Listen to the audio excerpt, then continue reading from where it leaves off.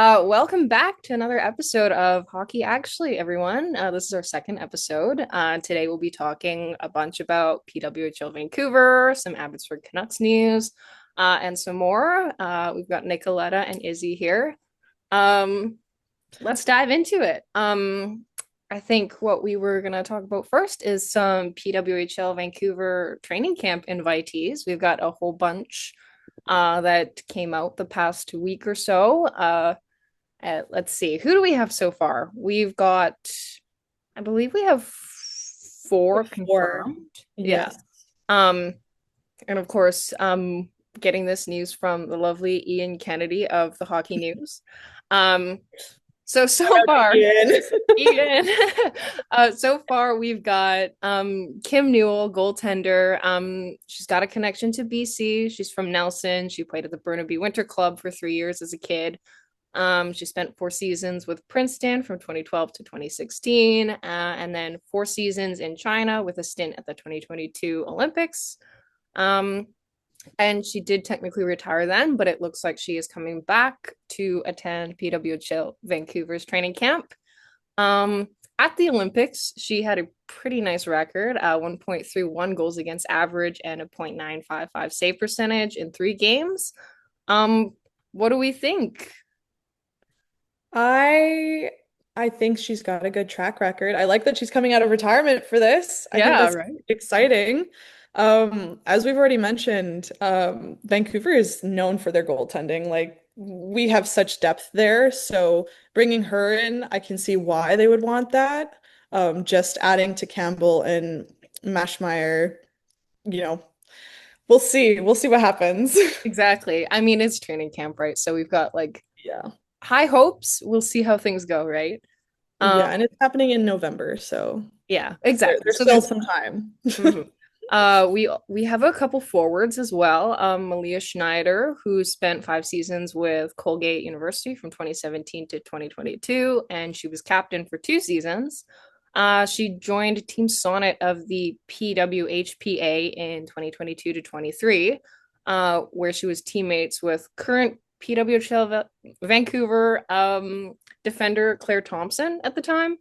Um, she's played in the SDHL for the past 2 seasons, but she's making her PWHL debut, I guess, if she can land a spot at Vancouver's training camp.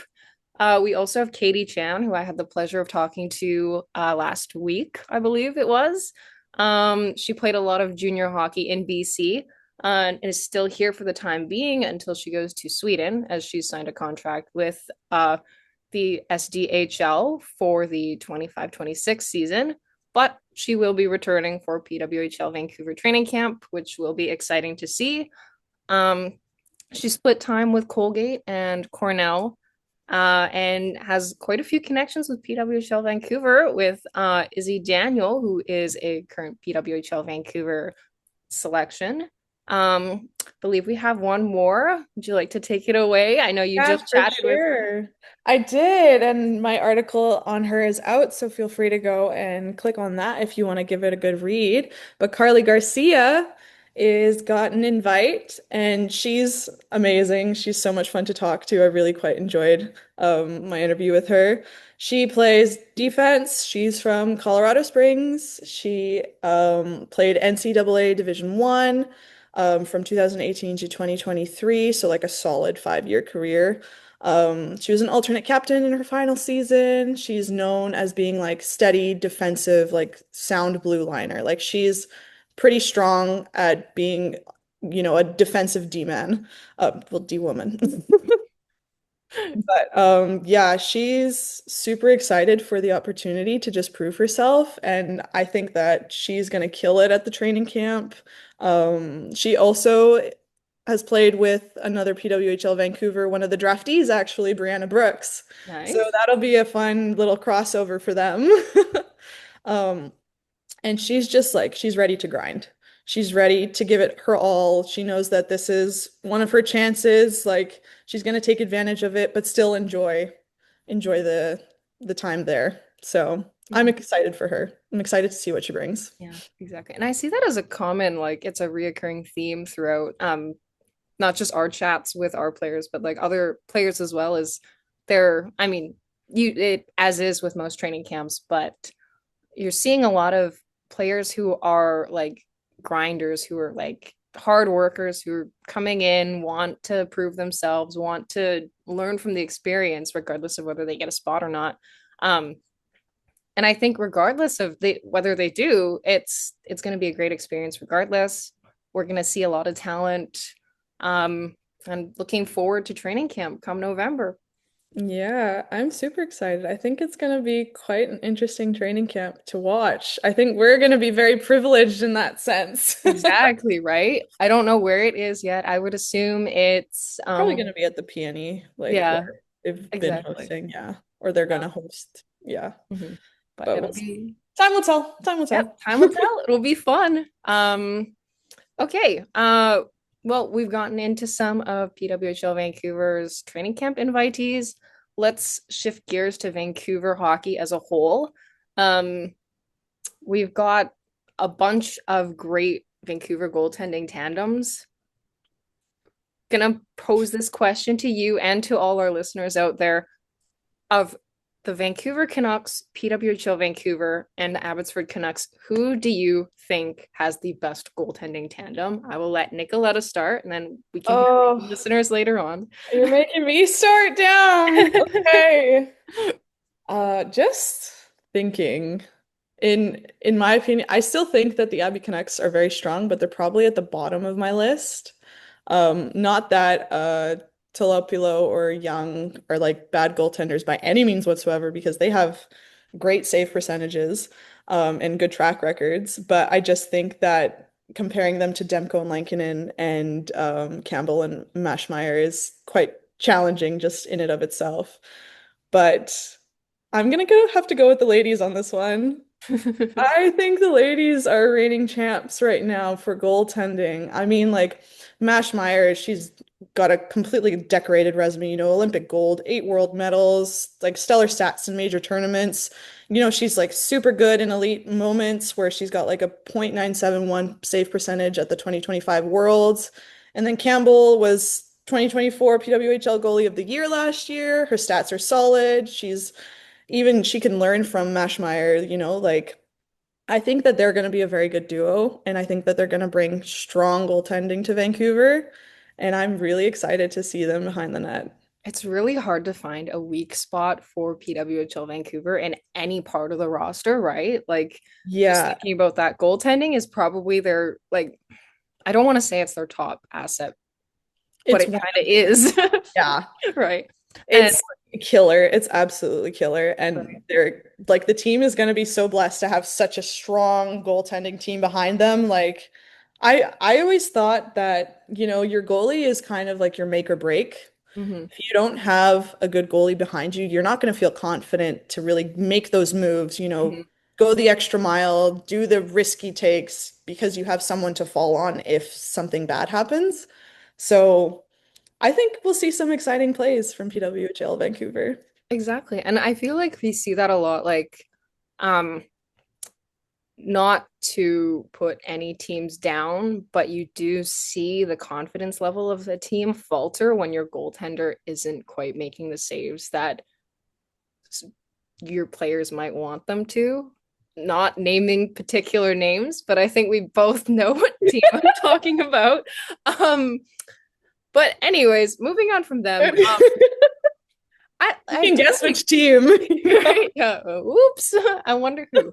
Um, but honestly, even when you look at Abbotsford, like I think the reason they may seem like not to the same level as Demko and Lankinen and Maschmeyer and Campbell is because I mean they're both so young. Like Ty Young in the name, Ty In Young, the name, yeah. he's like 22, Tolopilo 25. These two goaltenders are still like They're they just still baby. have like Yeah.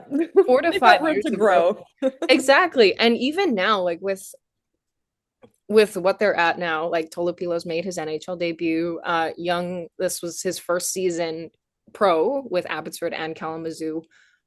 You can see flashes of that potential and what like the players they could become in like 3 or 4 years, for example, by the time that maybe the Canucks are considering what Demko and Lankinen's future are, but that's a far future problem. That's Um, a that's a future Izzy and Nicolleta problem that is, to dive yeah, into. right. That's like a when we're 30 problem. Yeah. um, but like honestly, it's hard to disagree with you on this one just because you look at the cabinet of like accolades that both Maschmeyer and Campbell individually have with like international play and even in the PWHL.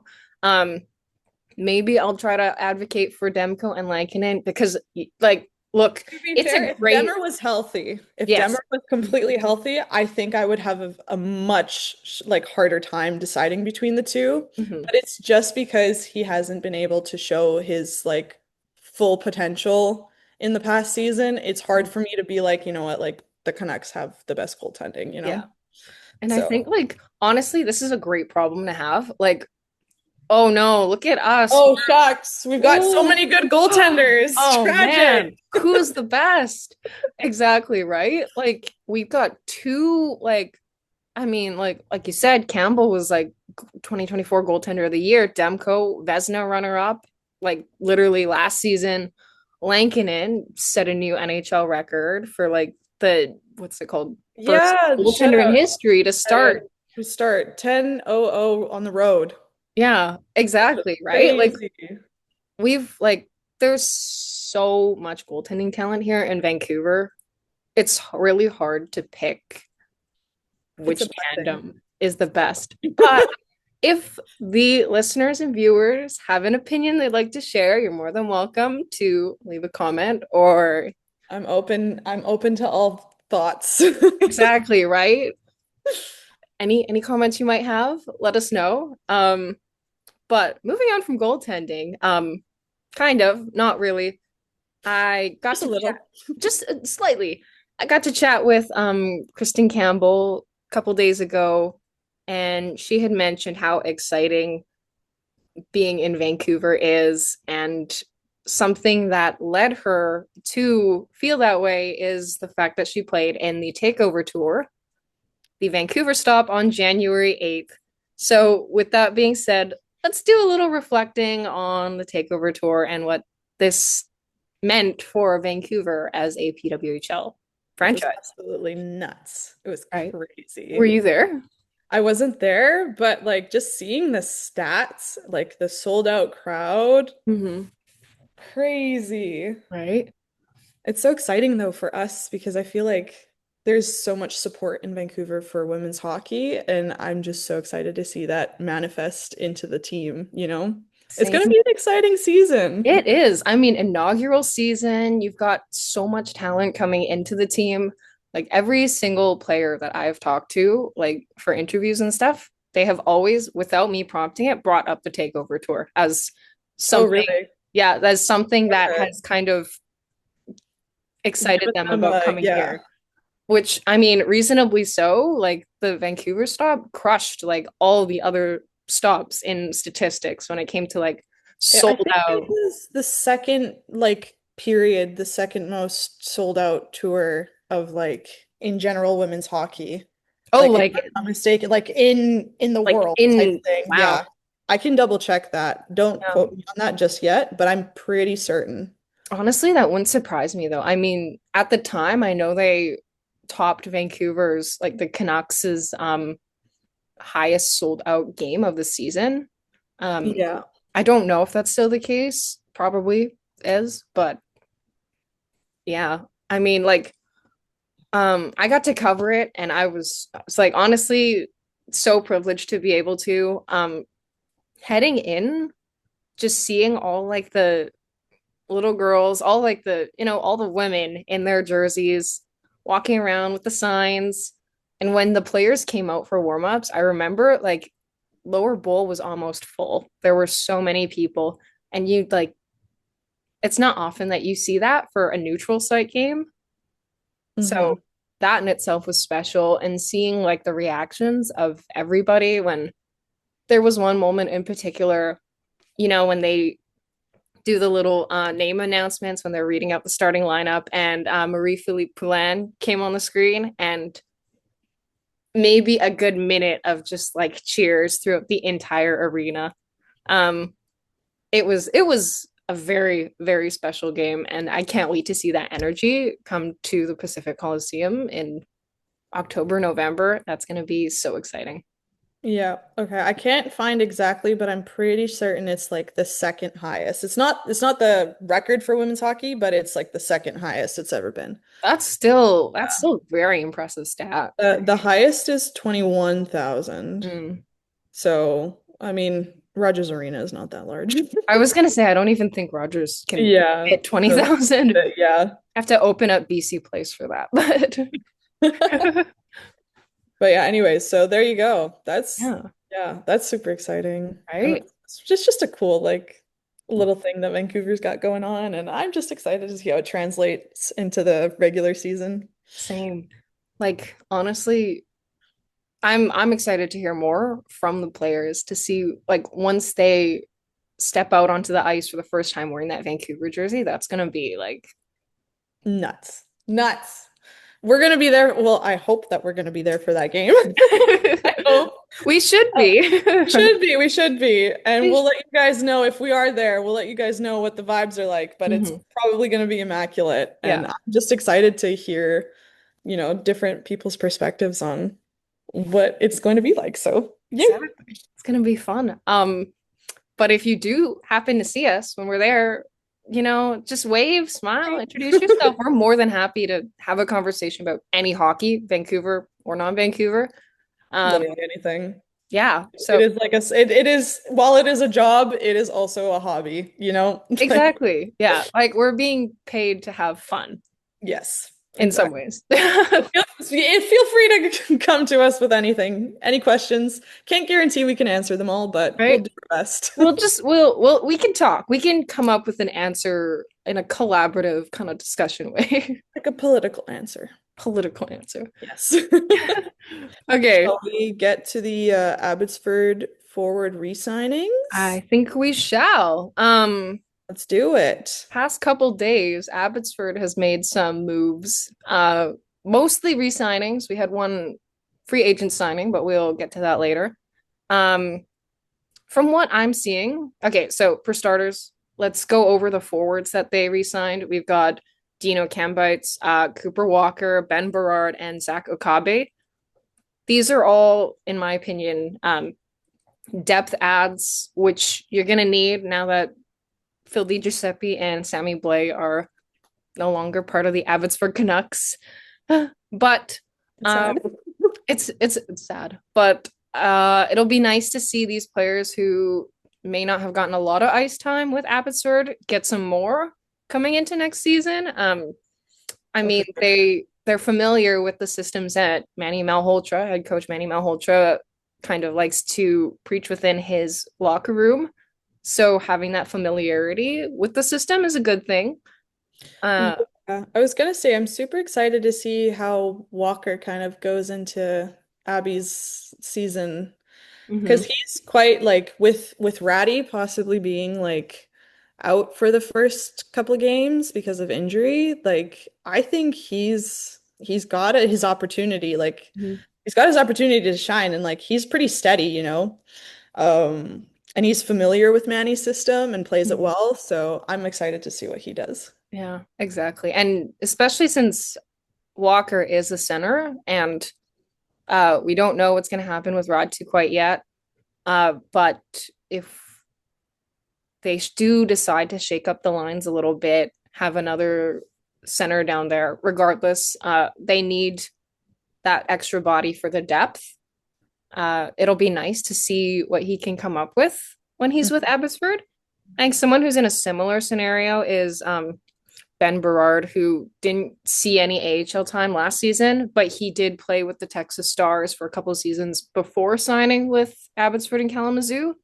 So now that he's got that AHL contract, it'll be neat to see if he can kind of take that extra step, carve out a solid role, like a full-time role with Abbotsford. We'll Yeah. see though. And he's a BC native. He's from Duncan, so Exactly. he's got to represent. Yeah. Rep the BC hockey. Oh yeah. uh even without being from BC, we do have some players who have connections to BC. Kambeitz, he spent 2.5 seasons with the Victoria Royals, WHL. And then Okabe, Zach Okabe, played with Kalamazoo, not directly in BC, but played with the Victoria Grizzlies of the BCHL for a season in his career. So we do have a lot of BC representation here. There may not be any more so than the recent free agent signing for Abbotsford, North Vancouver's Jayden Lee. I'm excited about this one because I personally know Jayden. I've known him since we were kids.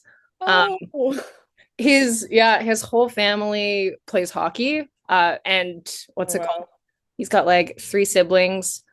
Defender. Let's go into the stats. He played 5 seasons. Your friend, you should know. You should know off the top of your noggin. I'm sorry. He spent 5 seasons with Quinnipiac, won the NCAA championship in 2022-23, captain 23-24, and joined the Capitals organization last season. Did not end up playing in the AHL, played with the South Carolina Stingrays of the ECHL, but was able to carve out a role there.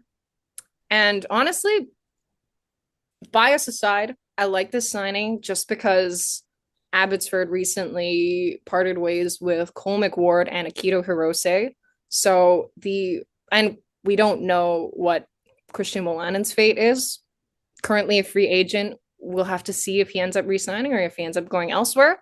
But I like this as a depth move for Abbotsford. We've got kind of an interesting situation going on with the D-core here, especially now that Joe Arntzen has also re-signed. Defenseman who didn't quite get into the lineup for Abbotsford this season, but did play in a couple playoff games.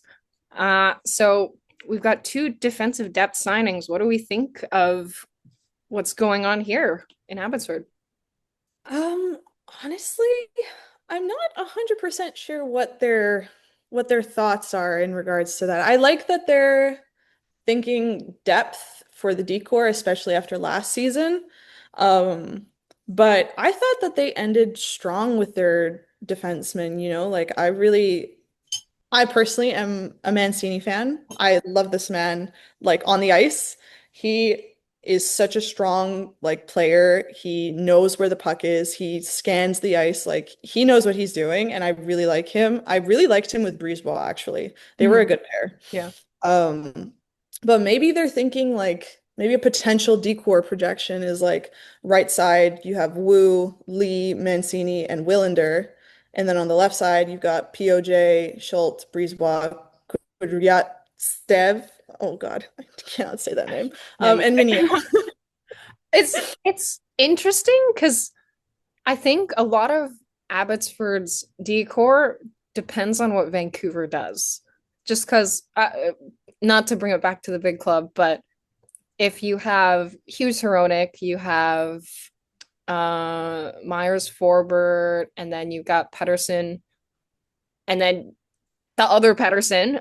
Yeah, And then it's true, actually. and then if you need that extra guy up there for depth in case of injury, then you're kind of like, Who do you bring up? yeah. Because Do we think E. Pedersen, the other Elias Pedersen, DPD? DPD, he's gonna have a pretty solid place in the Vancouver lineup. I think the spot is his to lose because right now, as it stands, unless anything happens, they have 5 locked down. They've got like 5 players who more likely than not will be on the main roster, start like on opening night. I think it's DPD's spot to lose. Yeah. But I do think some players could contend for that if he does not have as good of a training camp as others. And I think something else that will come into play with that is what Adam Foote sees now that we've got a new head coach and very defensively minded, and you've got a new coach in Kevin Dean on the defense. So I think it really depends on what they see.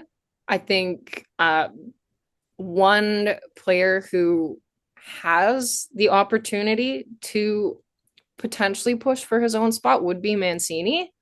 I know they really liked what they saw from him last season. I How think, could you not? Like, right? Especially in the Calder Cup playoffs yeah. with the way he played.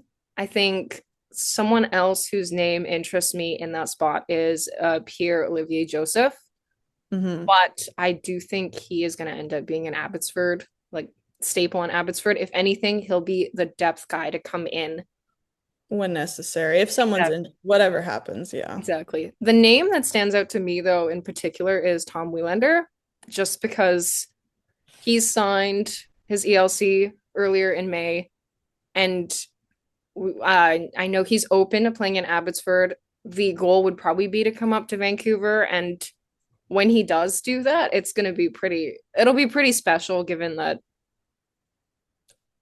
arguably he is their top defensive prospect since Hughes. Yeah. And to add that into the offense, I mean, it'll give Vancouver a whole new look in terms of defense, but I don't know if He's ready. yeah, exactly. A, he's ready, or B, if he will fit whatever system Adam Foote wants to Implement, yeah. ice. Exactly. So I think whatever happens with Abbotsford is really going to depend on what happens with Vancouver. Yeah, that makes sense. That was pretty much everything leading up to the Calder Cup playoffs. That Exactly. was the case for Abbotsford.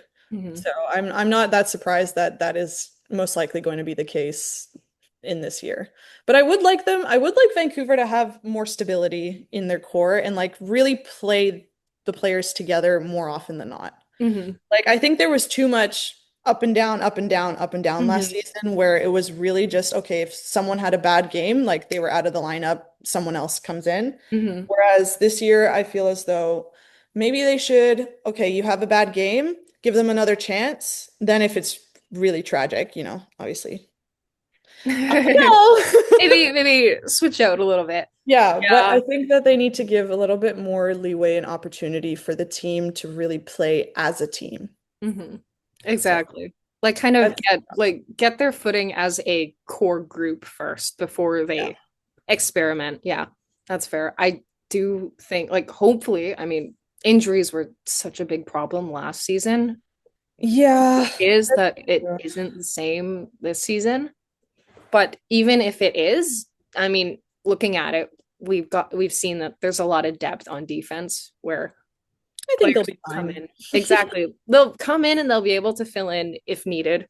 So Yeah. that is not as big of a worry as maybe it has been in the past. But yeah. Yeah. What else do we have? Uh, We also had, I think we should finish off on the Hockey Canada trial. yeah. Okay. So we're just gonna say this. We're not gonna outright say our opinions on the topic. We just want to bring awareness to it and the fact that it has occurred and the final verdict is in. All five former players were found not guilty of all charges. And, the lawyers were calling the verdicts devastating. So this is the verdict. As women who cover hockey, it's obviously a very disappointing verdict to hear about. But at the end of the day, individually, we can't do anything about it on our own. We just want to bring awareness to what has happened, what the verdict is, and yeah. Thank you for listening. This episode ending on a high note. I know it's too depressing. Hope you guys enjoyed. We'll be back again next week. And yeah, let us know your thoughts. Yeah. If you guys have any ideas for topics for us to talk about, Let us feel free know. to, yeah, shoot us a message on your desired social media platform or leave a comment on our YouTube videos. Yeah, We're reach always out. not in a creepy way, but we're always watching. Yeah. in a completely friendly way. Yeah, in a completely friendly, like non, PG way. We are always watching. Alrighty, Okay. sounds good. Okay. Bye, everyone. Bye.